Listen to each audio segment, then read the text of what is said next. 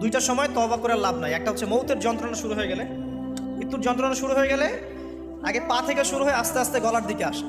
হাদিসে যেমনটা এসেছে, সূরা ওয়াকিয়ার মধ্যেও আছে যে পায়ের দিক থেকে যন্ত্রণা শুরু হয়ে আস্তে আস্তে আস্তে আস্তে এই গলার দিকে আসে, এবং আত্মাটা গলার এখানে যখন চলে আসে, এখান থেকে মালাকুল মউত আত্মাটাকে নিয়ে চলে যায় এবং চোখ দিয়ে তাকিয়ে থাকে মানুষ। রুহটা চলে গেলে মানুষ চোখ দিয়ে তাকিয়ে থাকে, দেখবেন এই কারণে মৃত ব্যক্তি তাকিয়ে থাকে, চোখ খোলা থাকে। এবং তখন আসমান থেকে সিঁড়ি নামিয়ে দেওয়া হয়, ওই সিঁড়িতে করে আত্মা চলে যাচ্ছে, ও তাকিয়ে দেখে যে আত্মা চলে যাচ্ছে। এবং মানুষ মারা যাওয়ার পরে চোখ জীবিত থাকে অনেকক্ষণ।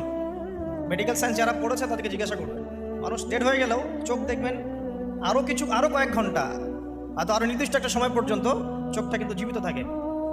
এই জন্যে চোখ বন্ধ করে দিতে হয়। যাই হোক, যেটা বলছিলাম যে মৌতের যন্ত্রণা শুরু হয়ে গেলে তওবা করে লাভ নাই, তওবার দরজা বন্ধ। আর পশ্চিম দিক থেকে সূর্য উঠে গেলে তওবা করে লাভ নাই, তওবার দরজা বন্ধ।